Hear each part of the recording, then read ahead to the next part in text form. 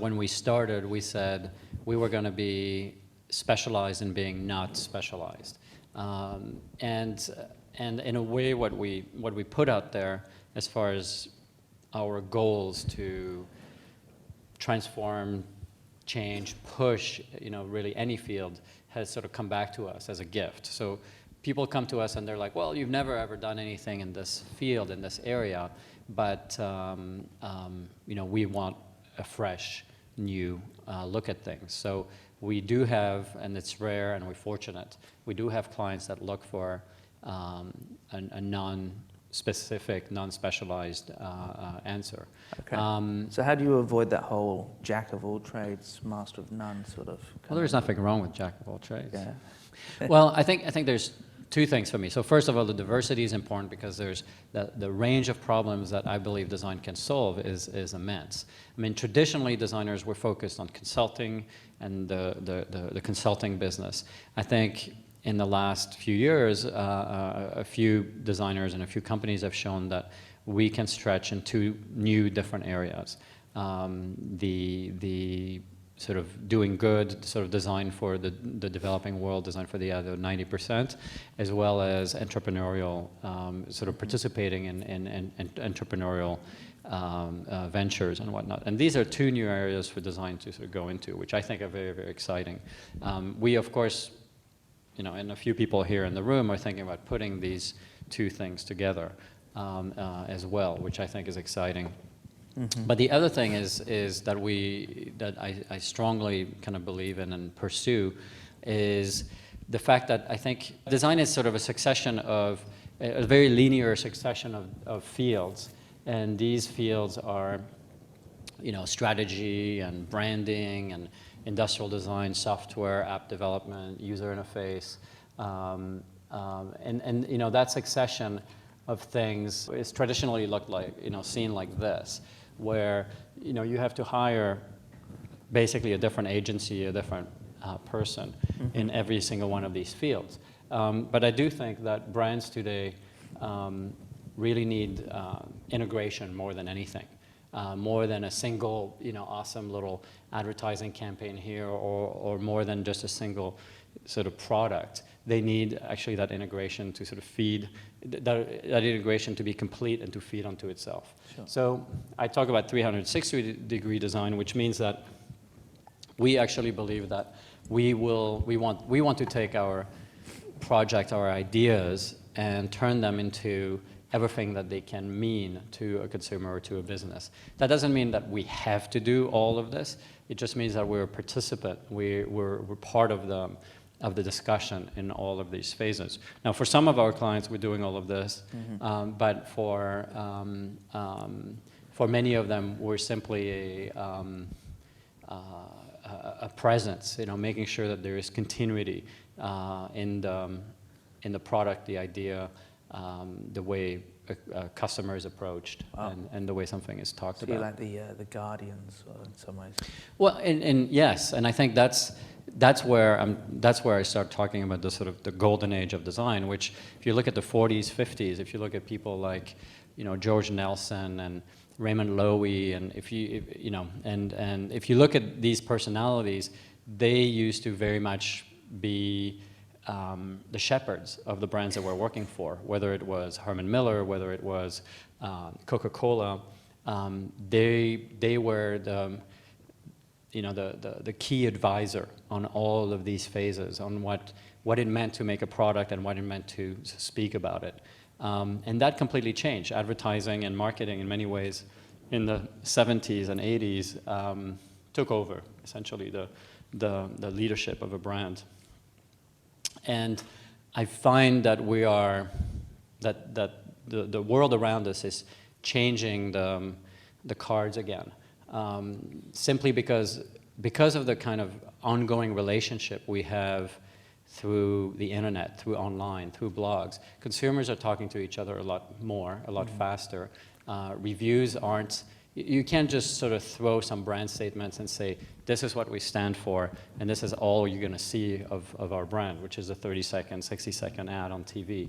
I think consumers are finding products, finding what a company is doing, the good, the bad, all sort of on their own terms, which means that you can't sort of pull the wool on consumers in an easy fashion anymore. And that means that marketing and advertising is getting a lot less power to sort of shape a brand. And what shapes a brand today is the core, the product, the experience, and that's really the work of designers. That's why I'm saying, we come back to the center. Are you trying to create products that speak for themselves in many ways? Yes, they speak for themselves, but it's not just a product. It's the user interface. It's the app that goes with it. It's the packaging. It's the engagement, the sort of socializing of the way the product socializes itself. It's a lot more than that. And so by thinking in this way, you start influencing, all these segments. Do they teach you all that at design school? No, of course not. But that's not what they should teach you at design school, because this could never have been taught. When I was in design school in the 90s, and it could not even be. It's too much to ask students to know all about this. Sure. But students intuitively experience that, so I think they're going to find it unacceptable when they have their first experiences that some of these elements may be disconnected, and they'll learn on the job like we all do. Sure. Do you want to talk about any particular project, the recent one, and maybe talk about how some of this kind of comes through? What was there? Well, one of the series of projects that we're having a good time with are what I call venture design. These are projects that sort of range from Jawbone, the sort of phenomena of the Jambox, for example. That's really become a sort of a breakthrough project all around the world.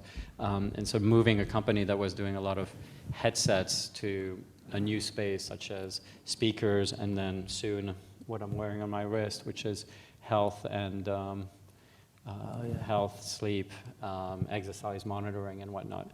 That's a Jawbone product as well, yeah? That's called Up.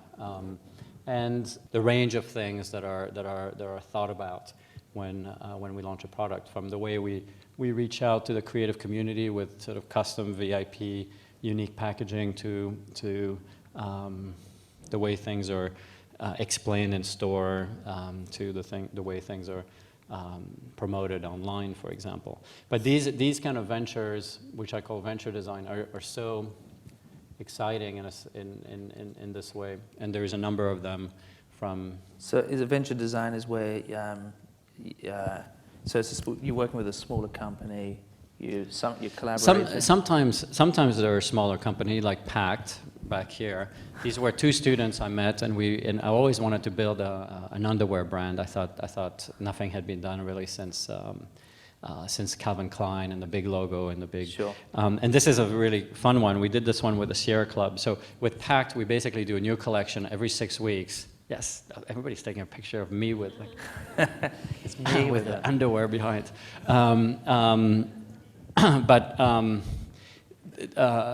So every 6 weeks we do a new line with a nonprofit and for a cause. So it could be anything from from 826 Valencia, which people are familiar with here, to the Sierra Club, which is the largest environmental organization in the U.S. And this specifically was an anti-coal campaign. And what we did is created the underwear. And what happened is we encouraged, actually they did it themselves, but we got students on college campuses to essentially strip to their underwear as a form of protest against their campuses that are still using coal firing plants. And it's incredible. There's hundreds of campuses in the United States that are using coal as a source of energy. And here you have very engaged constituency that's actually changing things. So this is one of these projects where it's a for-profit project. At the same time, we give 10% of every purchase to the specific causes we work with, and we participate, support these kind of movements. Do you get rewarded for the success of these projects? Do you yes. own a little piece or get a?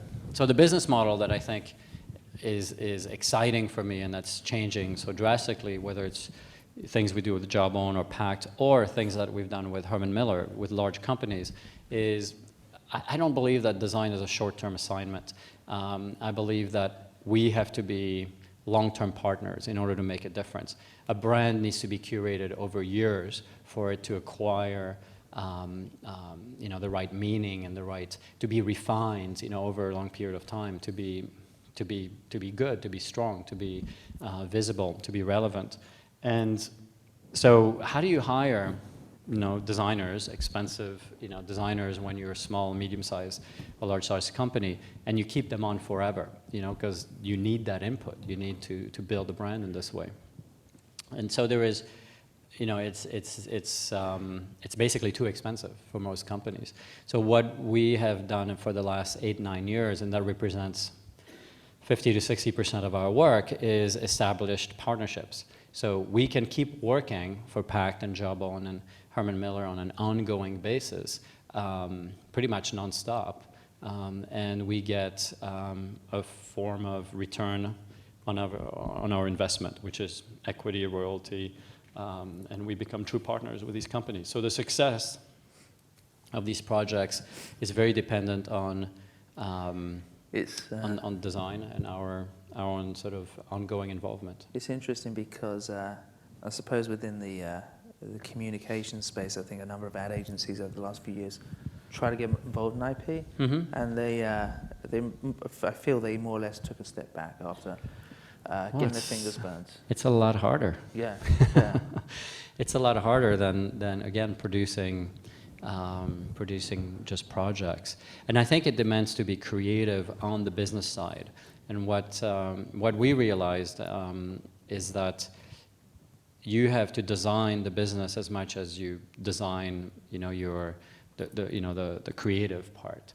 What does that mean?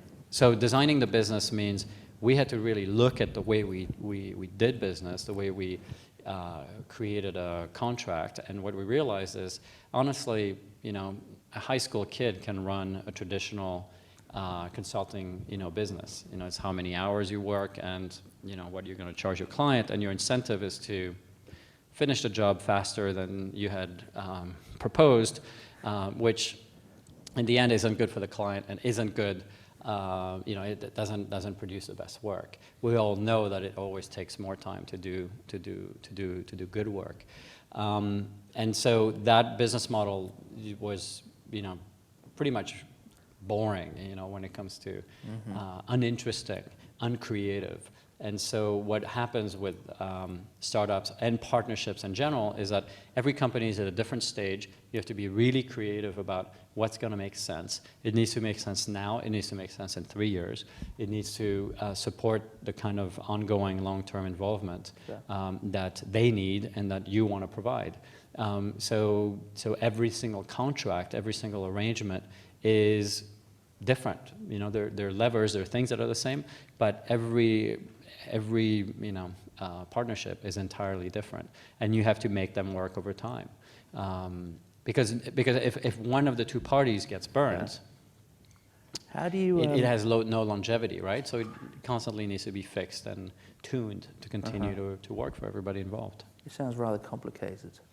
Yes, it's complicated, but it's creative too. Okay. Right? So you have a problem to solve. I wonder whether you can talk about any of the insights behind one of these projects. I want to just, before we get a couple of questions from the audience, maybe talk about how you got to this place, whether it's the Y bottles or the underwear or something like that, and just how your team worked to get there. Well, I think the way we work is we're a very horizontal structure, like some of the other studios I've seen.